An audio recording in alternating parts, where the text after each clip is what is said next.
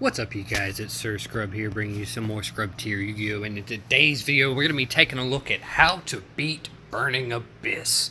This video was suggested by my good friend Third World Yu-Gi-Oh! So a link to his channel will be in the description. And if you guys do want to see any other decks that you are having trouble with, that you want some tips on, please be sure to leave in the comment section. I do take requests. But with all that junk out of the way, let's go ahead and jump both feet into today's video. Now, as you guys know with my How to Beats, I break this video down into 4 distinct parts. The first being the strengths of the deck as if you were playing it. The second being how to beat it when you go first. The third being how to beat it when you go second.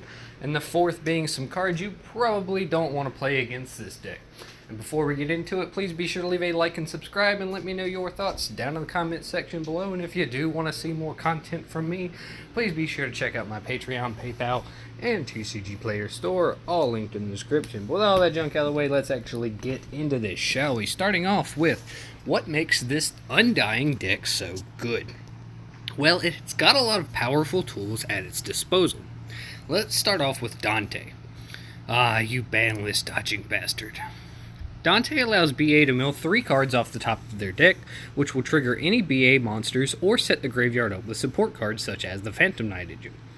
As well, Dante mills for cost because his actual effect is to boost his attack points, so negating it with something like Impermanence or Valor doesn't stop the mill, which is ultimately the whole point. Next, he's a rank 3 Xyz monster, which this deck is kind of designed to shit out. Not to mention their support cards like Danger Tsuchinoko or Tour Guide from the Underworld. From Dante, you rank up into Beatrice. Now, technically, Lady B is this deck's only form of built-in interruption, allowing you to mill a Farfa from the deck during the opponent's turn to disrupt their plays. She also floats into a BA extra deck monster when she's destroyed. The next big piece is, of course, Cherubini. Being the deck's link monster is probably one of the most useful cards Burning Abyss has available. Starting off, it can protect all of their monsters from their self-destruction effects just by summoning them to the zones Cherubini points to, allowing you to make a lot more expansive plays than you could in the past.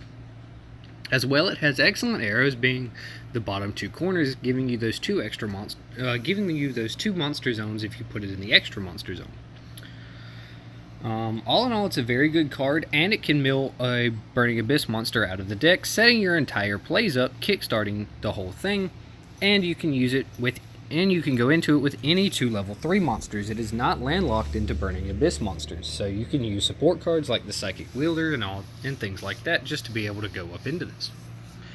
As far as the main deck goes, the best 2 Burning Abyss monsters are undoubtedly Graf and Seer, and they are both limited for good reason, considering all the loops. Their next best monster is probably Skarm, though it is a little slow. It's the best searcher the deck has. And Burning Abyss can also use Farfa to out problematic monsters, as I mentioned earlier. Beyond that, the deck is pretty simple. Summon Dante, mill, rank into Beatrice. So with it simplified like that, how can this deck still be relevant? Well, this deck is very adaptable, mixing in cards like Psychic Wielder, as I mentioned earlier, the Danger Engine, Gizmekarochi, or even Dad if they so choose. With that being said, let's move on to how to beat it when going first. Now, this deck can absolutely break some boards. They do have Farfa to banish cards. Everyone has access to the Nightmares, and as I mentioned earlier, they could tech in Dad to be able to just summon and start nuking things. So be aware that this card is not that bad at going second.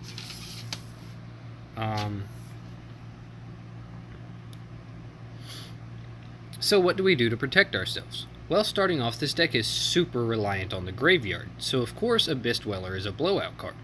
Shutting off this deck's access to the graveyard is paramount in defeating it. Beyond that, Macrocosmos is a fantastic card against Burning Abyss. Just beware of its downsides and limited status.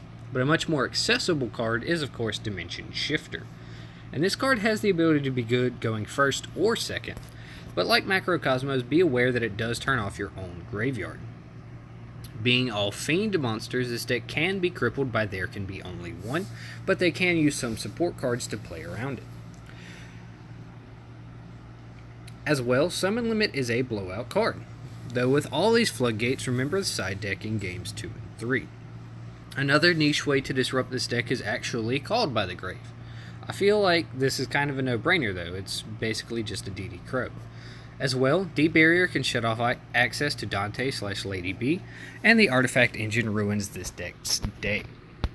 Not to mention Soul Drain was basically built to cripple this deck, but it is limited.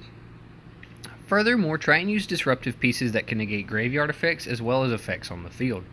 For example, for those that are running the Guard Dragon engine, Crystal Wing Synchro Dragon rather than Hot Red Dragon Archfiend Abyss would be the better card to have in this matchup, and things like that. Well-placed Solemns can also put in work. Just make sure that you're timing your things correctly, and you want to try and remove as much as possible because everything in this deck floats, and you kind of just have to play through all of their resources. And that's really the best way to be able to beat Burning Abyss, is to just simply be able to outgrind them, but you also need to be able to survive their aggressive pieces. This deck does tend to struggle a little bit more with control style decks, so be aware of that.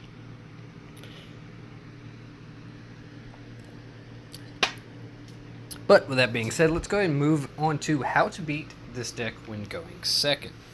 So starting off going second, as usual, Hand Traps. A fantastic card to stun this deck is, of course, Ash Blossom. Preventing BA from dumping their monsters into the graveyard is very, very powerful. As well, Ghost Belle/DD Crow can also put in work against this deck, allowing you to just simply remove their cards out of the graveyard before they even get a chance to trigger them, or Ghost Belle can simply just negate their effects. Also, both Lady B, Lady B, Dante, and Cherubini are all vulnerable to Ghost Ogre, which could put in a whole lot of work against this deck. As well, Dark Ruler No More is a great way to turn off anything they do put on board.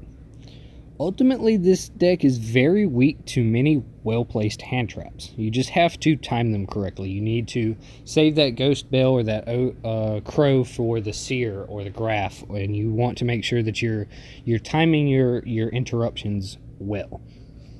Now let's take a look at some relatively useless cards against this deck. So starting off our useless cards, I'm going to say Sphere Mode. This deck is not generally a break my board style combo deck, and generally tries to win via the grind game, making instances for Spear Mode to be applicable rather scarce. And then the next cards I would suggest not using that you may be playing in your side deck would be Imperial Iron Wall or Lancian. This deck wants its cards in the graveyard, so forcing the opponent to keep them there is kinda a no-brainer.